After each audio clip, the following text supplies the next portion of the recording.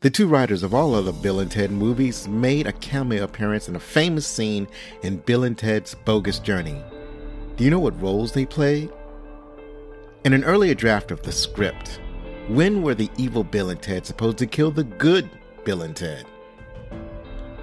And why do they say station in the movie?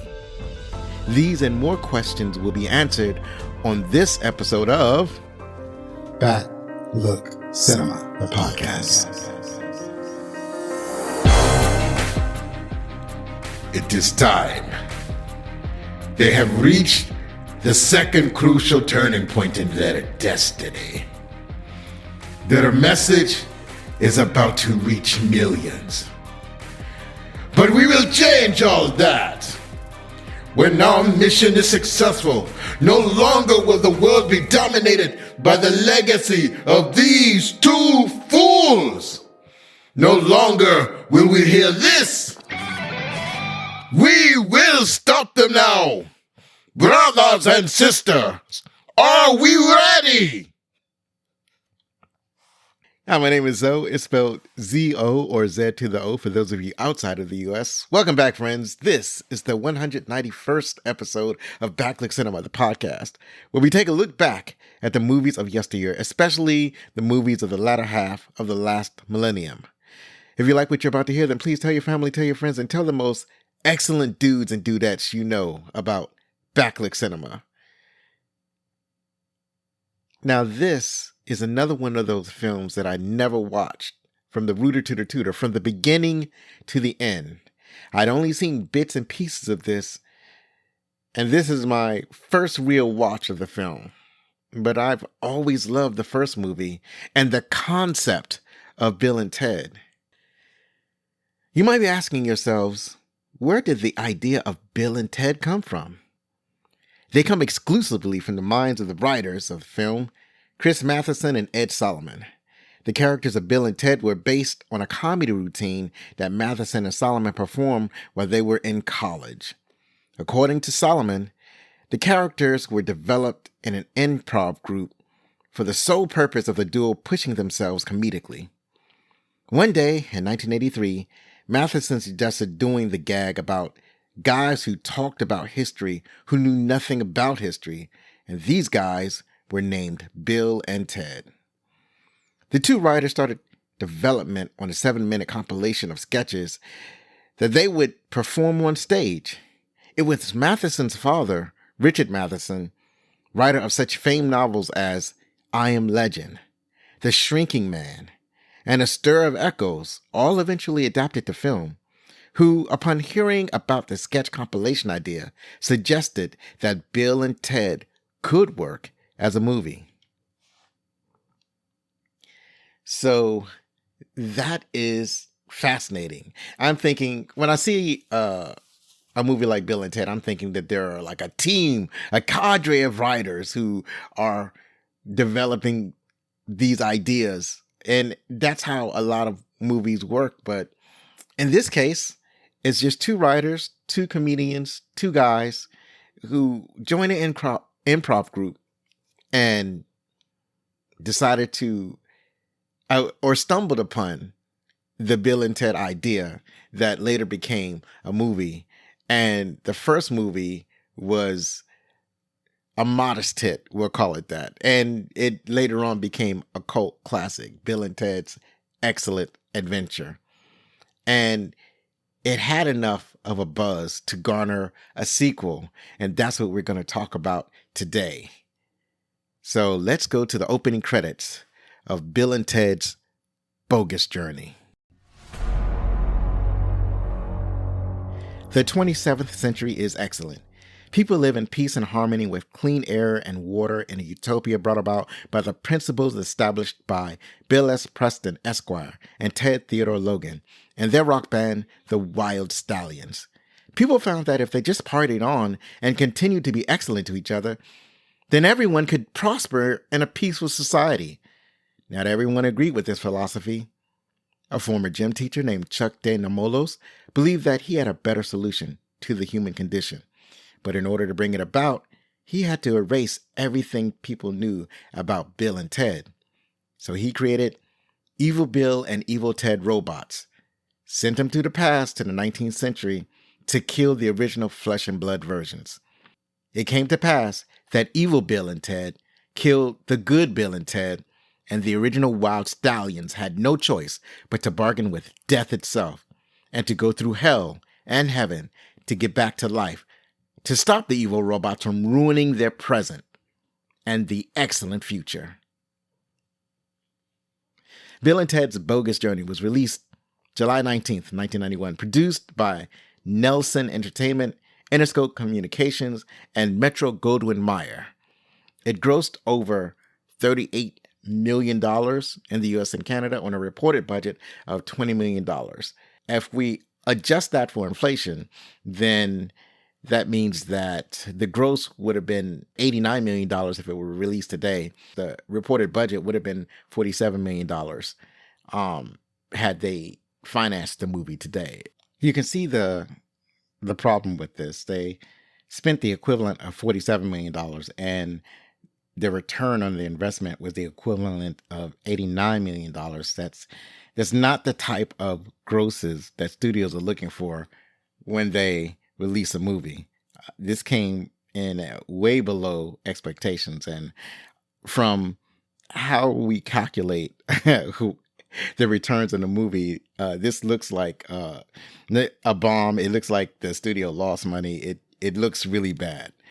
But the thing of it is, it's not that bad of a movie. It feels like a really good movie. I enjoyed watching this movie. This movie starred Keanu Reeves as Theodore Logan, aka Ted. He also played Evil Ted. And you may have seen him in The Matrix, Sonic the Hedgehog 3, where he was a voice actor. Or you could have seen him in John Wick. And he also did a voice on Toy Story 4. And not everything he did was outstanding. He was also the star of 47 Ronin. And, you know, with Keanu Reeves, he's been in a lot of hits and a lot of misses. But in spite of all of that, in spite of all of the misses, and in spite of what people say about his acting ability, there is something truly charismatic about him that draws people into the theater. And I enjoy watching him. And it's like his turn in John Wick was absolutely spectacular. And I loved him in The Matrix, and I loved him in the Bill and Ted movies. And so he's maybe not as versatile as other actors, but he is versatile enough where he just seems like a really cool dude. Up next is Alex Winter. He played William S. Preston, Esquire, also known as Bill. He also played Evil Bill and Granny S. Preston, Esquire. And Alex Winter is, he doesn't spend as much time in front of the camera as Keanu Reeves. However, he has had an appearance in The Smurfs. He did some voice work in that movie that was just released this year, the year 2025. And he's also been in Grand Piano, The Borrowers, and I think a lot of people would remember him in The Lost Boys. William Sadler played the Grim Reaper, also known as Death, and he played the Englishman. Now, the Englishman is like, there's like a montage scene, and you see this English family like watching television, and he plays the father in this English family. And Marnie Joan Bast and Sadler Collie Bast played members of this English family that William Sadler was the father of. And the funny thing is that they are Sadler's real life wife and daughter. So that's special. He got his whole family in to be in the movie. Not a lot of people can do that. You may have also seen him in The Shawshank Redemption. We covered that in episode 101. And he's also in Die Hard 2, and we covered that in episode 7. In these two movies, he played a real a-hole, so perfect casting as Death. He's also been in a movie called The Mist. I think it's the most recent adaptation. I forgot to write down the year. I think it came out in the 1990s. Joss Auckland played Chuck D. Nomolos, also known as the Normalist. And you may have seen him in The Hunt for the Red October that we covered all the way back in episode 2. He's also been in Lethal Weapon and Watership Down. And like he's one of those dudes that got that kind of face there where you see him on the screen and you recognize him. And I recognize him the most from Lethal Weapon 2 because he was going around talking about, I have diplomatic immunity. He was spectacular. George Carlin plays Rufus, and you may have seen him in movies such as Dogma, Jersey Curl, or Cars. George Carlin is one of my favorite comedians. I've seen at least a couple of his specials. He's always been real funny. And then he did a lot of children's shows, which is surprising. I mean, considering his mouth. Up next is Pam Grier. She played Miss Wardrow. And it's funny because I didn't recognize her when I saw her on screen. I had this feeling that she looked familiar, but I could not place her. She was gorgeous and she was fantastic, but I just didn't know who she was. And I felt like I should have known her, but for some reason I didn't recognize her. Like I did recognize her and I didn't recognize her. And as it turns out, it was Pam Grier. And I was like, I know Pam Grier. I didn't even know who she was until they rolled the credits. And you may have seen Pam Grier on Jackie Brown or Foxy Brown. She was also in Mars Attacks. And she was in a lot of the early blaxploitation movies. Amy Stotch plays Missy, and you may have seen her in Summer School or Amber Rose. Hal Landon Jr. played Captain John Logan, and you may have seen him in Eraserhead or The Artist. Annette Ascoy played Princess Elizabeth Logan. This is her only theatrical performance, and that's with all of her 11 credits. And she's done shorts and she's done some TV appearances, but I am assuming that she has found a different calling. Sarah Trigger played Princess Joanna Preston, and you may have seen her in Things to Do in Denver When You're Dead or Deadfall. Chelsea Ross plays Colonel Oates. I think that's how you pronounce his name. It's Chelcie. I guess I should have looked up how to say his name. You may have seen him in Major League. We covered that in episode 44. Or Hoosiers. Actually, there's something else I wanted to mention. So, Chuck D. Nomolos, played by Joss Auckland, is actually, the last name, De Nomolos, is actually Ed Solomon's name backwards. Ed Solomon being one of the writers. It's his name written backwards, and they must have thought it was cute. It is a challenging name to say. You have to kind of practice it to say it because it's so, I don't know, it's weird.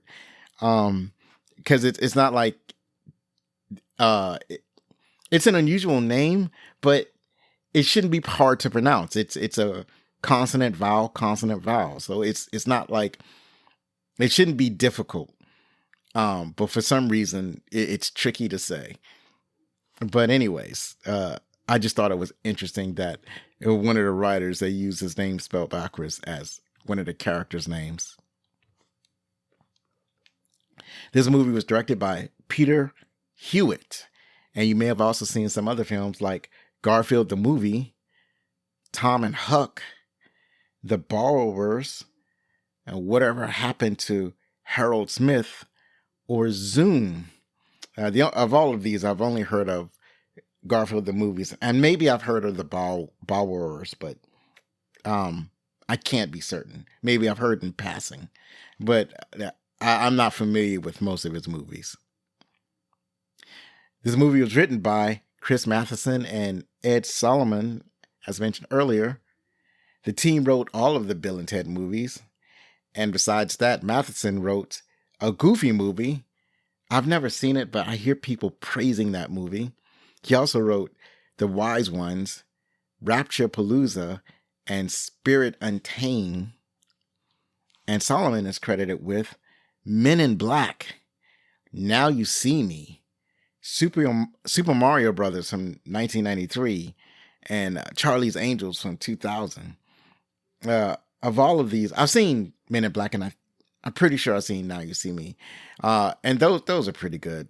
As far as did I see Now You See Me? Actually, I'm not sure if I saw Now You See Me. Now that I think about it, maybe I didn't. I don't know. Maybe I got to go look at it to see if I seen it. And then, as I was about to mention, Super Mario Brothers, that was, I was not happy with that movie. and I actually listened to somebody who said that was their favorite movie, or that they loved that movie. And to me, that's crazy. It's definitely a wild imagination. And I don't know how much of, the original script that they kept when they made that film. But it was like, I guess for me, it was a disappointment because it looked nothing like the video game that I played. And I seen Charlie's Angels. I guess it's a fun movie. I was not exactly satisfied with it because I used to watch Charlie's Angels when I was a kid.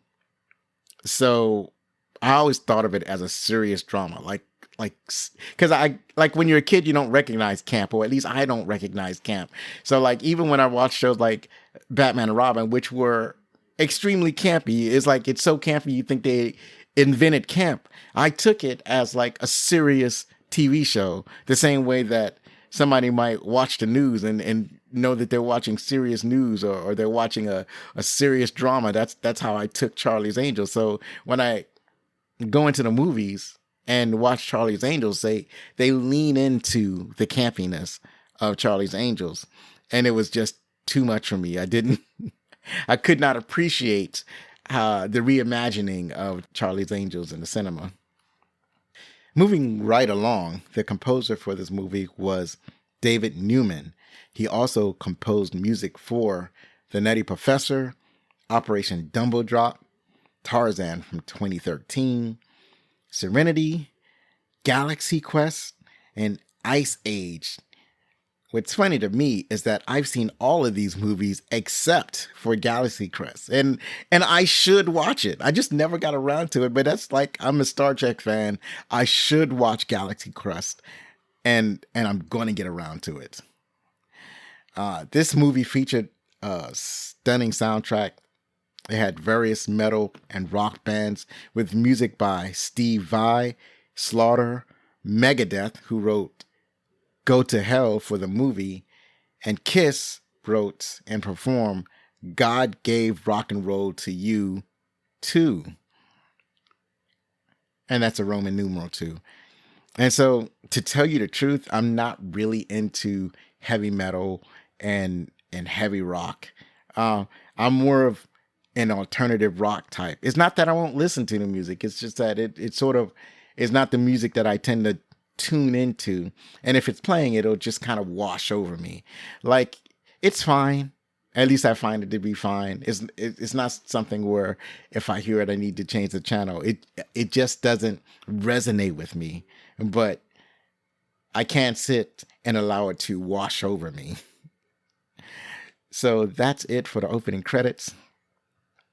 For the announcements, please go and check out the shop, backlickcinema.com/shop. That's the website. That's where the merch is. And still haven't opened up Bazaar de Alonso. Eventually it'll happen. And now that we're finished with the opening credits, let's take a look at our favorite parts.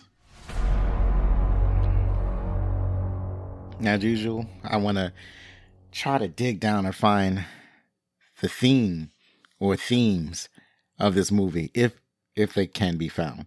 And I think that for this one, what I've settled on is that persistence to do the right thing, even in death. So Bill and Ted are persistent in pursuing their dreams and goals. And I guess it can also be summed up in, party on and be excellent to each other. That's what they're striving to do. But they go through a whole bunch of trials and tribulations in order to try to stop the evil robot Bill and Ted from succeeding. And actually they end up dying before they go on the journey to redeem themselves and to stop the evil Bill and Ted, because it's like when they meet the evil versions of themselves, it looks just like them. It's like the robots are perfectly human looking, and the robots pretend to be future versions of themselves, like in the first movie when they met themselves. So it was easy for the robots to fool them, to take them to a rocky cliff and then push them off the rocky cliff, and they die. So being dead, at first as ghosts, they try to get people to help them to get their attention, but it doesn't work, and they end up getting sent to, I think it's the afterlife at first, where they meet death itself, or himself, or themselves. Death themselves. And they end up having to bargain with death. And they go through this arduous bargain, and then they end up in hell somehow. And then they have to get over their own fears while they're in hell. And then they're able to get to heaven and to be able to ask for assistance in trying to accomplish what they're trying to accomplish. And then they're brought back to life and then continue to do those things that will bring about the end of the evil Bill and Ted. I guess this could be said for most movies, but in most movies, the heroes don't die at the end of the first act. So it's just that their persistence and fighting through death, coming back to life again in order to stop evil from overtaking the world. I guess that's at least that's what I settled on. That was the takeaway that I got when I watched this movie. It's almost inspiring in how you have to persist in doing things that you know are morally correct in the face of incredible obstacles. I guess that I guess it could be said, don't let death stop you. Or or maybe I'm overthinking it. Anyways, as I mentioned earlier, I actually like this movie better. At least it made me laugh more. I felt like it had better jokes, or better moments.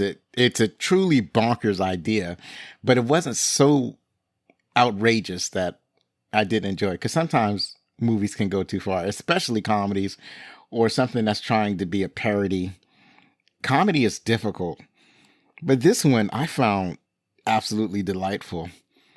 So there are a lot of crazy things that happen in this movie. Like the movie opens on the future. I think even the first movie opened on the future, or George Carlin's roof is explaining the future.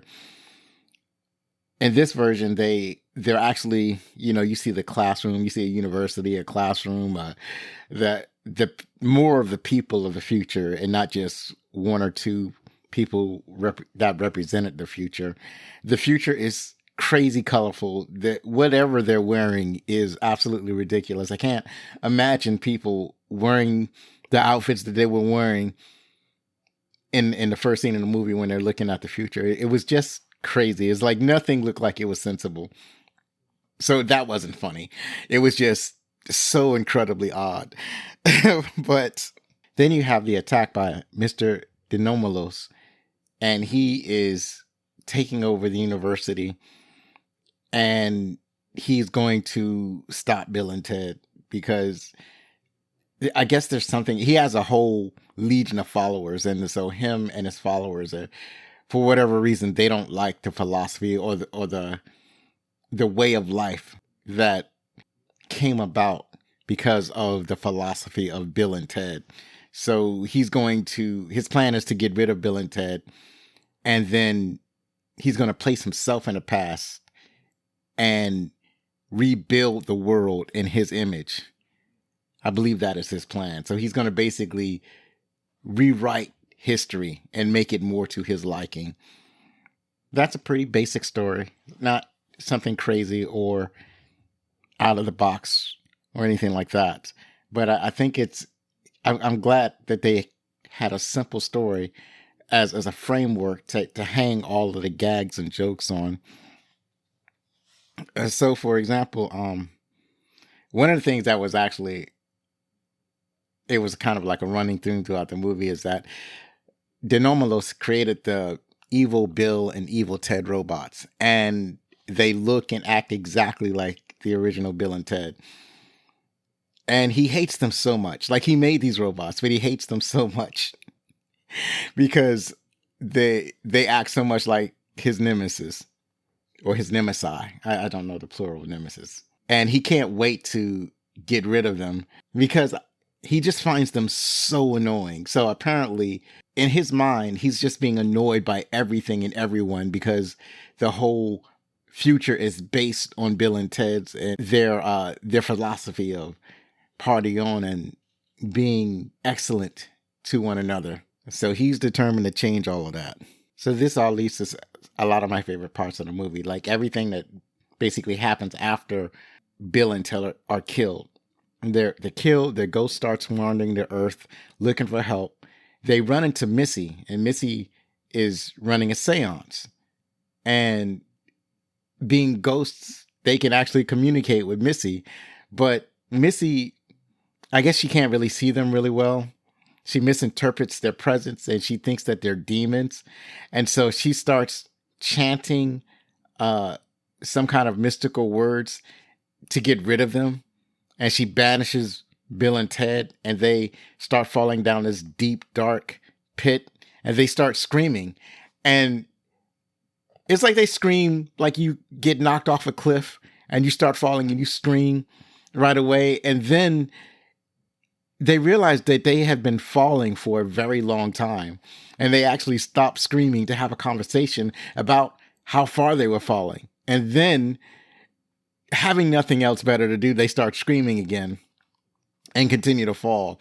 They fall for a long time, but they eventually hit the ground and they end up in hell. And I just thought that was funny. There's something about them falling to hell in that manner, like screaming and then like almost getting bored of screaming and having a conversation while they were falling and then screaming some more. That was funny to me. I can't explain why. It probably shouldn't have been funny, but it was funny to me. So that was actually one of my favorite parts. They end up in hell, and one of the things that happens is that they're trying to get out of hell. They're running around. They meet the devil. All of these things happen. It's all very funny. But one of the things that happens is that they start to face their greatest fears.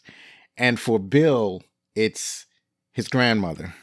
And I find this so hilarious because I don't know if when you were a little kid, that you had that one old relative that you did not want to get near. Eddie Murphy had told a joke about when he was a kid and he had, I don't know, like a grandmother or aunt or something like that. And the aunt would ask for a kiss from little Eddie Murphy, probably 6 or 7-year-old Eddie Murphy. And Eddie Murphy didn't want to kiss her and he would start crying.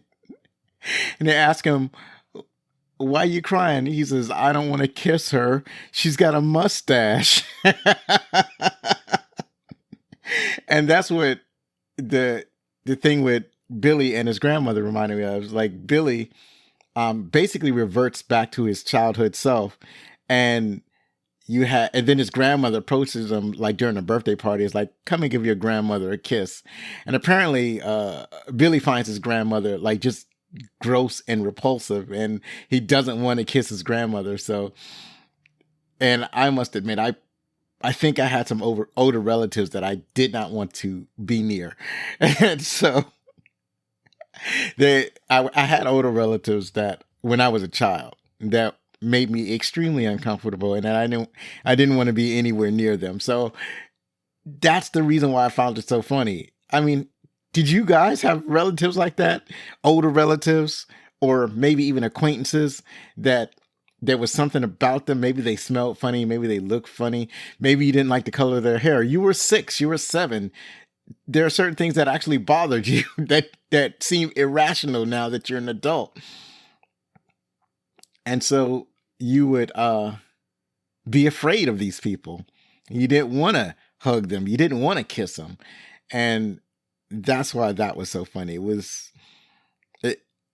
I just don't, it's incredible to me that somebody had made a joke like that. It was, and then the way the scene played out, it was just hilarious. And also the fact that Winters plays the grandma as Preston. That was a genius.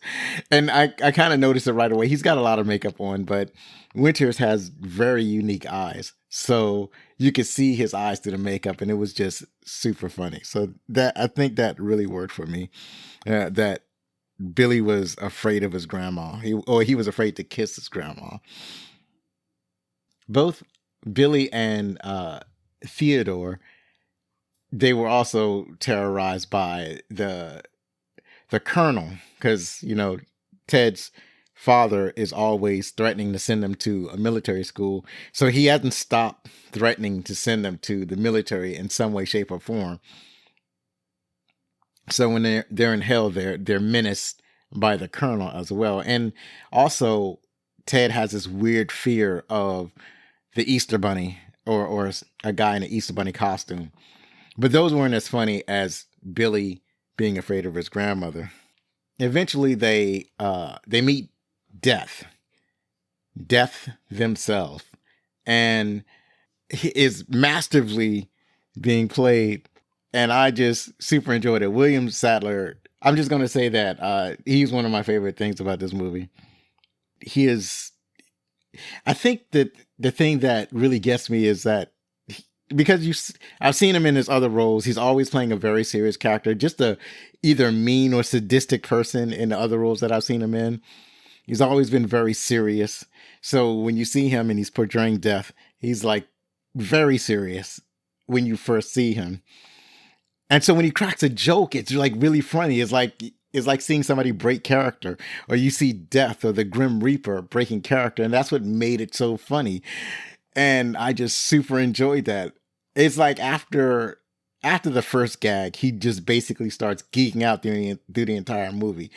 And even though that, he's basically starts acting goofy after he meets Bill and Ted, you still can't get over how serious he is. So at the same, like, he always looks serious, but then, so when he does something really goofy, it comes off as really funny. It's just masterfully played. It's just really well done. He's definitely one of the best things about this movie.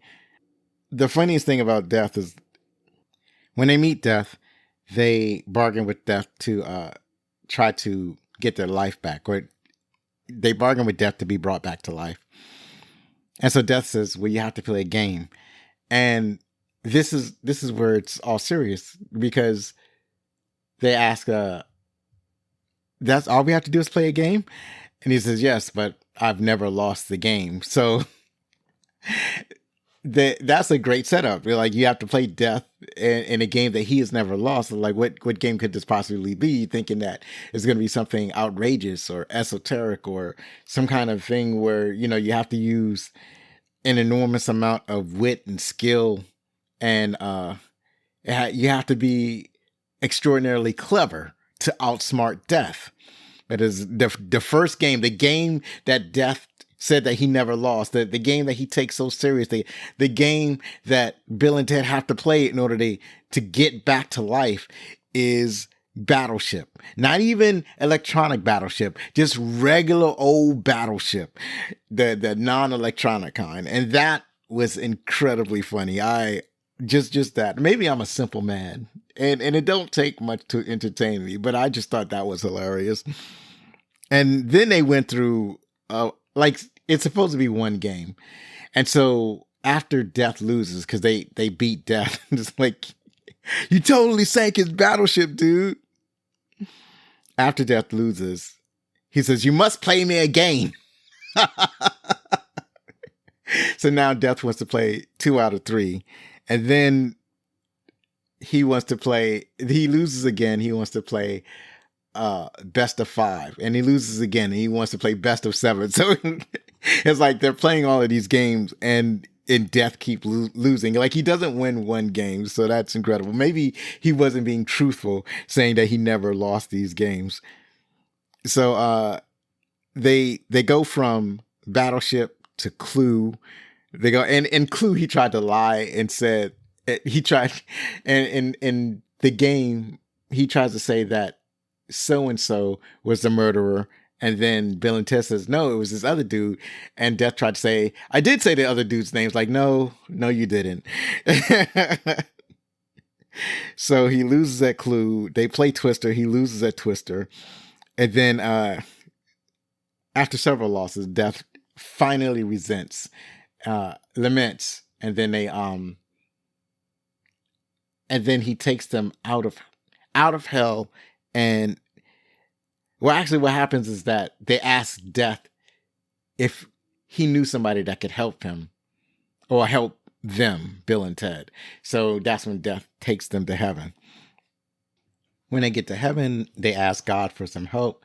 God leads them to a couple of aliens named Station. They're 2 aliens. Both of them are named Station. And like Groot, I think all they say is Station. And they just say Station, and so God lets Station go back to Earth with Bill and Ted and Death. Death is just joining them. He's like part of the crew now. It's like Bill, Ted, Death, and Station. And Station's main role is to build good Bill and Ted robots to fight the evil Bill and Ted robots.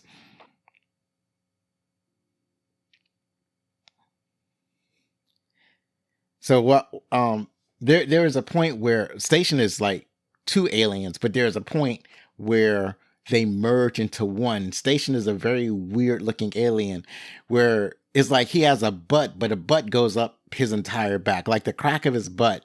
Like he's naked the whole time and the crack of his butt go all the way up to like the back of his neck. So he has a very weird butt. And I think it was either Bill or Ted that complimented Station, the giant Station, on his butt, like what a great butt he has. And Death, being just a little bit jealous, says something like, don't overlook my butt. I work out all the time. Reaping burns a lot of calories. Like he wants to be noticed by Bill and Ted. And it's like, you can't see his butt. He's wearing a robe. He's wearing a black robe. You can't see any part of his figure, but he wants to be complimented on his butt. And that's funny. So there's a lot of adventures in the third act. It's all very entertaining and funny. But my favorite part of the whole movie, like the thing about Bill and Ted is that they don't know how to play. They like to pretend that they're playing guitar because they do the air guitar. So they're really good at air guitar, but air guitar is not real guitar. And because they're better at air guitar than real guitars and they can't sing, they're a terrible band. Like in the beginning of the movie, when they're with Miss Wardrow, the Pam Grier character, she's supposed to be like a manager getting them onto the Battle of the Band. The Battle of the Band is what catapulted Bill and Ted into being able to influence the world. But they have to win it. and they're terrible musicians. Like, they don't actually know how to play their instruments, and they don't know how to sing. And it was like that in the first movie. But that's their biggest dream, is to be in a band called the Wyld Stallyns, and they want to be entertainers, but they're terrible at doing it. And so when they get to the battle of the bands at the end of this movie, it was actually the evil Bill and Ted robots that were going to perform. They was going to perform. They was going to do a speech, and the speech was actually something that was set up by I'm about to mess up his name. It was a speech set up by Chuck Denomolos. I told you it was hard to say. Now I'm not even saying it right. So anyway, and basically the speech was going to be Denomolos's philosophy and all that kind of stuff, and he was going to be the one to influence the world through his evil Bill and Ted. And he actually comes to the 19th century to make sure that it's all carried out or whatever. And the climax of the film, Bill and Ted have a showdown with Denomolos that they ultimately win. And then the evil Bill and Ted robots are destroyed by the good Bill and Ted robots that don't.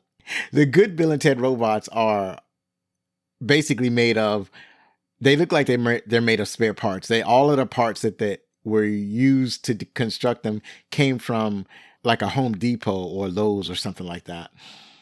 So they look very robotic, and they're not going to fool anyone into thinking that they're the real Bill and Ted. But they're triumphant. They destroy the evil Bill and Ted. And so now the real Bill and Ted are on the stage. It's their turn to go. It's their turn to entertain the crowd. But they're bad musicians. They don't know how to play instruments, and they don't know how to sing. And I'm saying all this because this leads to my favorite thing about this movie, is that they get into a time machine so they could learn how to do the things that they wanted to do. To learn how to play guitar, to learn how to sing. So they go into the time machine, and then they come back in about a minute. See, it's almost like they never left. But now they're older. Like all of their hair is growing out. Like Ted has like a Three Musketeers type of mustache and beard situation, and Bill has like this long, like ZZ Top mustache, like this just incredibly gorgeous flowing mustache that goes down to his stomach. And they both have children. They come back with, because they left with their wives or the women that they proposed to. But by the time they come back out of the time machine, they had been married. So they come out. It's like they're two totally different people, but they're the same old Bill and Ted. But now they know how to play instruments. And I love that about this movie. I love that they found the solution to their problem. They have a time machine. They go through time. They learn how. It took them 6 months to learn. Well, actually, it had to take longer than that because they have children. So probably 18 months to learn how to play and sing. And then they come back, and now they're ready to entertain the crowd. And they entertain the crowd with God Give Rock and Roll to You Too. It's actually sung by Kiss, but it's a movie. But it looks good too. It's like, oh, they're really playing the song. They really know. It's like, I just love that. I just love that Bill and Ted actually knows how to play instruments now. There's something so satisfying about these two slackers learning what they need to know. It's like they finally get it. It's like they learned something. They learned that if they wanted to be musicians, then they needed to learn how to play. And I think that's leads to the theme of them being persistent. It's like they knew they had a goal that they needed to achieve, and they achieved it. And that was also, it's like in the first movie, you're wondering, how did these two guys influence the future society? And they don't even know how to. It's like, how are these two going to be a band? I mean, you assume that they're going to get better, but and Bill and Ted's Bogus Journey, you see how they got better. So it like answered that question, and it's really cool how they did that. So finally, the thing I want to mention is that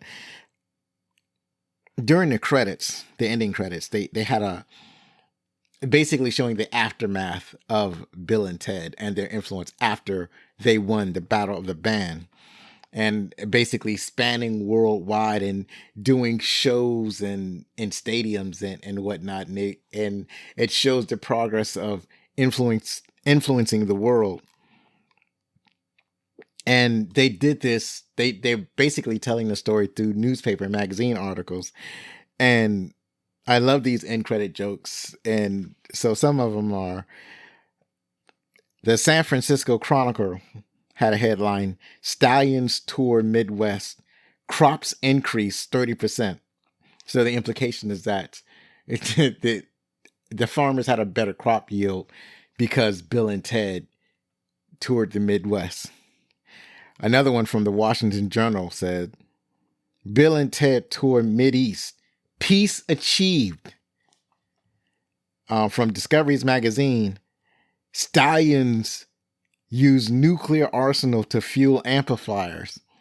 I guess that's an implication, is that they found a better use for nuclear weapons, and that use is for their amplifiers.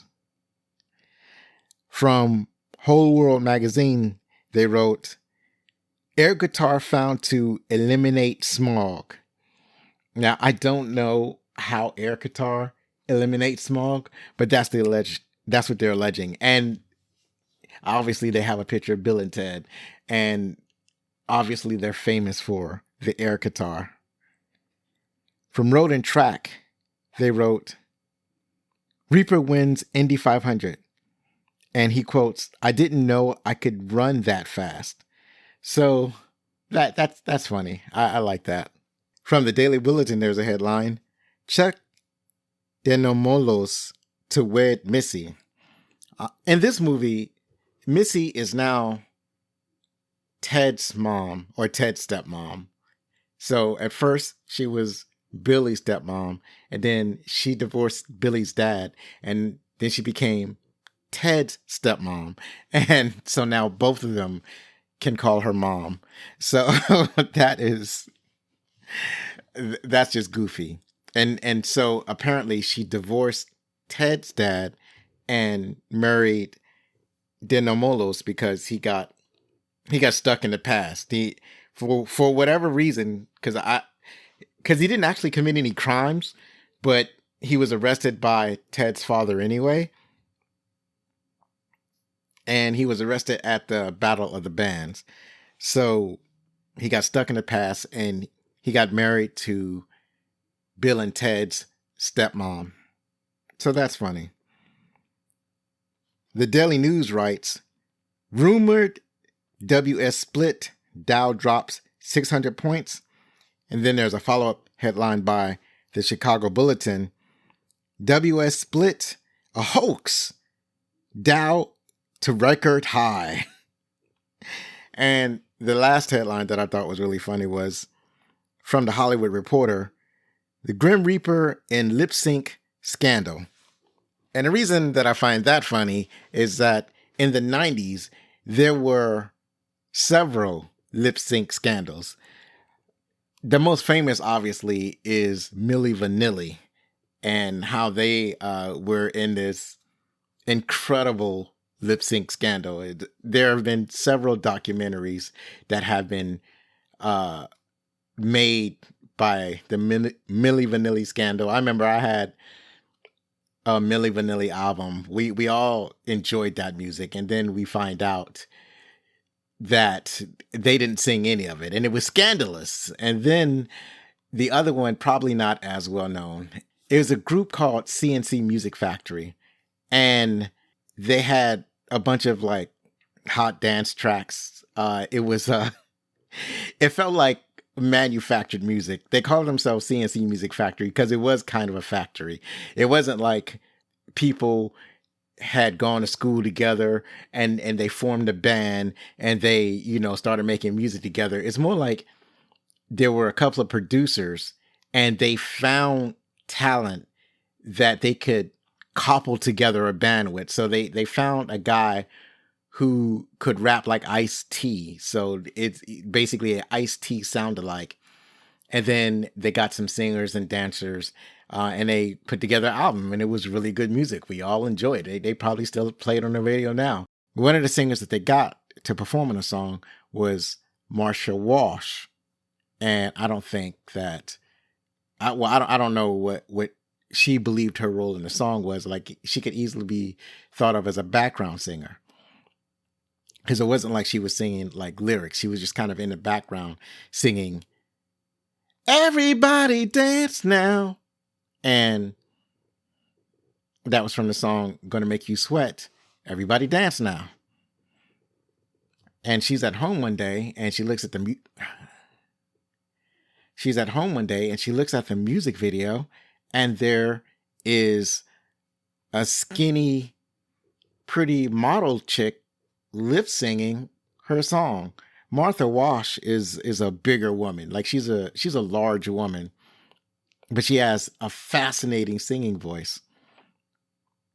And the studios or the record company or the producers, whoever it was, didn't think that her size fit their image or the image that they were trying to portray. So they got a model to basically play her in the music video, lip singing her vocals. And she was understandably upset about that. And she sued the record company over that. And it was settled. And in the settlement, she got a record deal.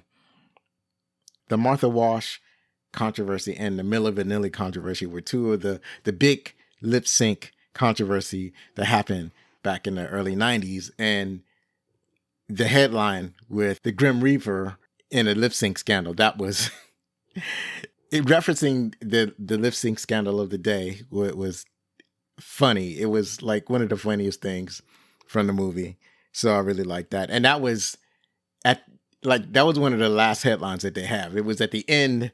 During the ending credits, they were still telling jokes, rolling the credits. And I really enjoyed that. So that's it for my favorite parts of the movie. What were some of your favorite parts? What did I skip over that you really liked about Bill and Ted's Bogus Journey? Let me know in the comments, or you can write to me on the email. So now let's get that along with the top 10 trivia.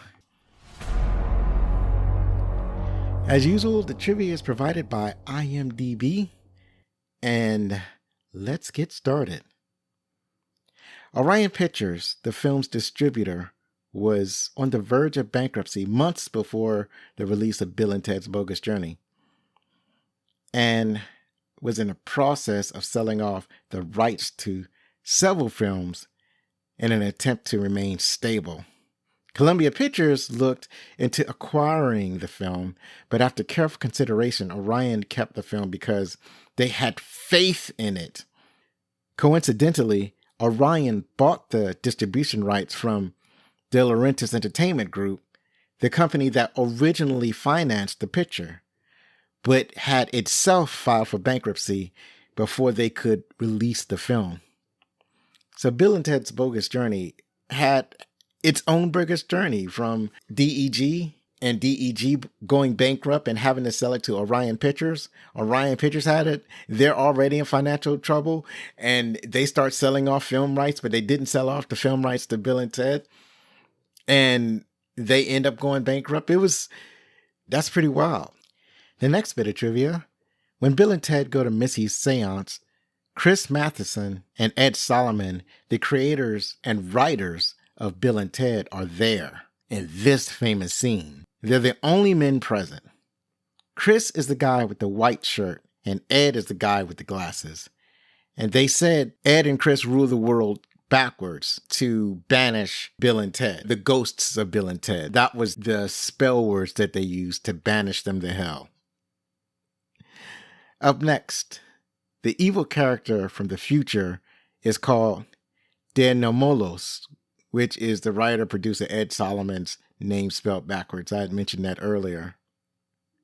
The guitar solo before Kiss's God Give Rock and Roll to You Too is performed by guitar legend Steve Vai. The footage had already been shot, and the world premiere was a week away when he was asked to do it.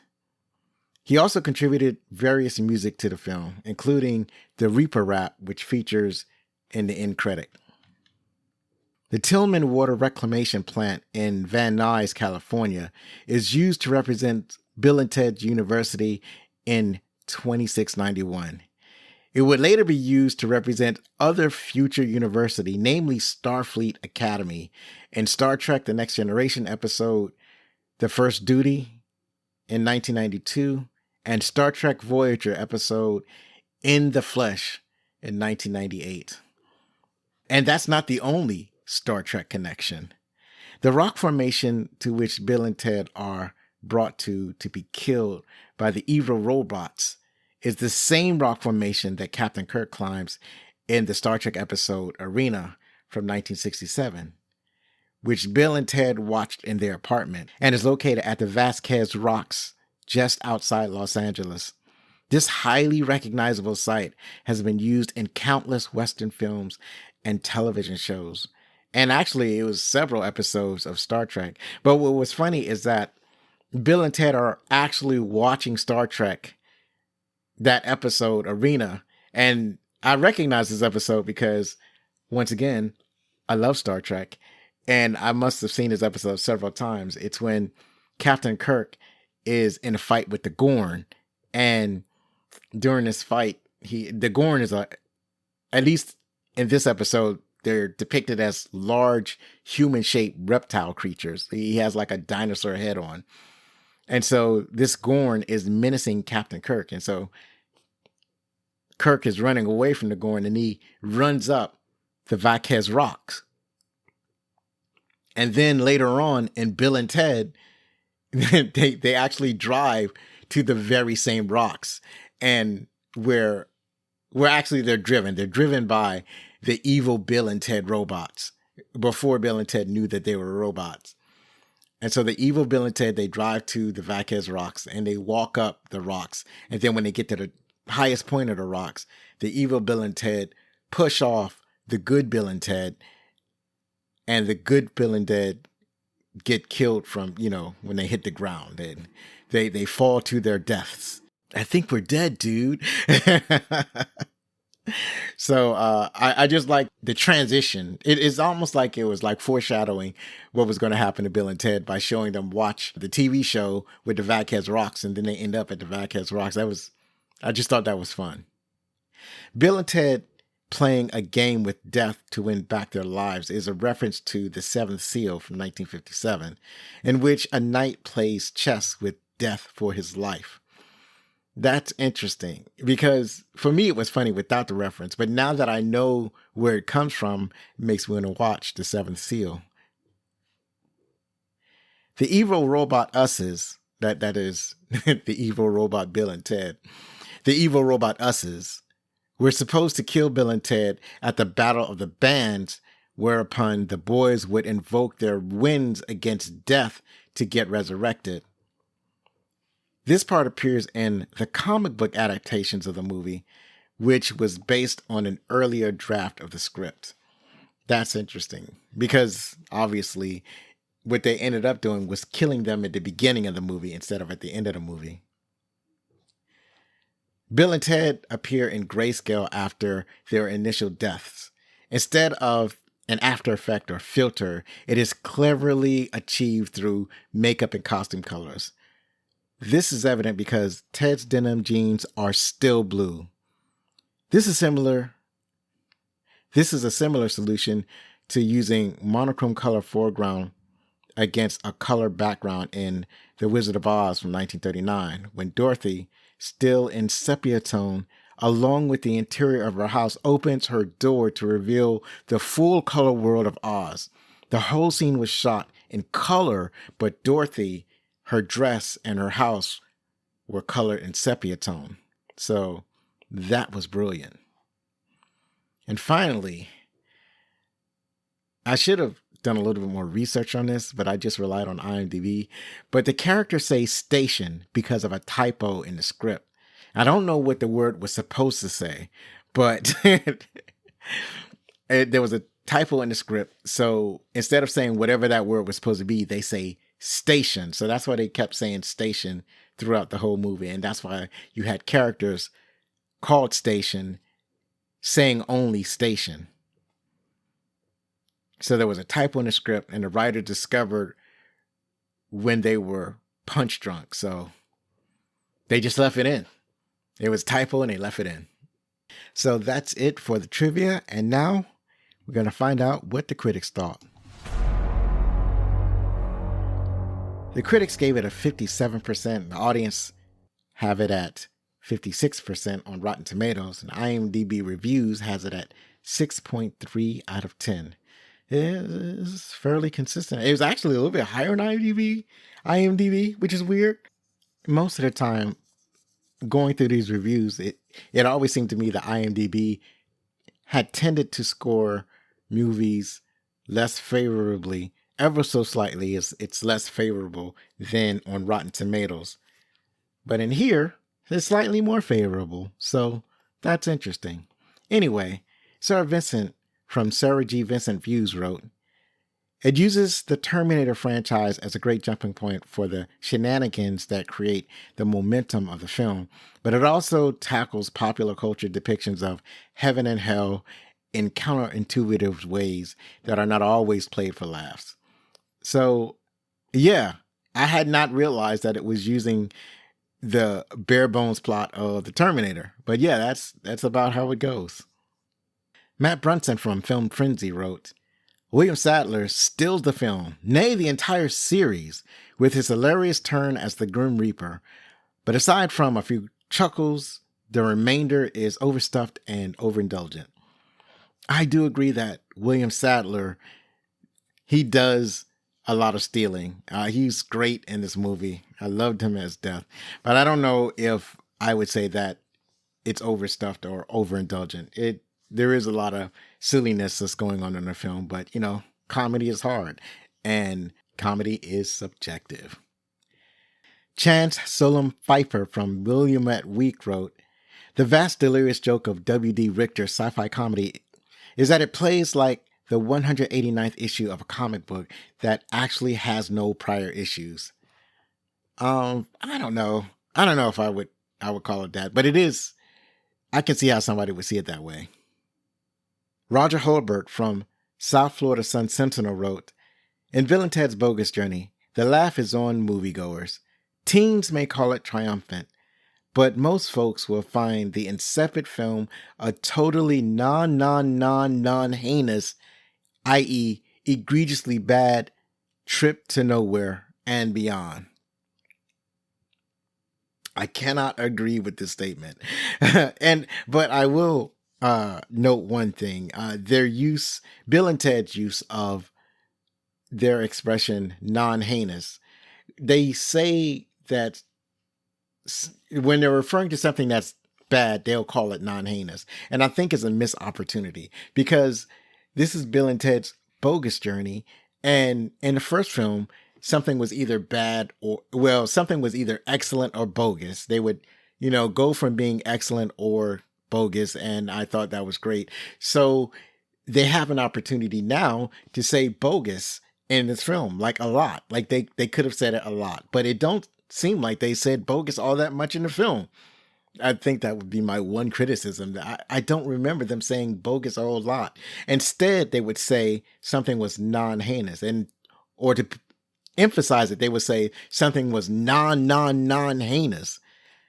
But the problem is that heinous is already bad. So if you say something is non-heinous, aren't you referring to it as good?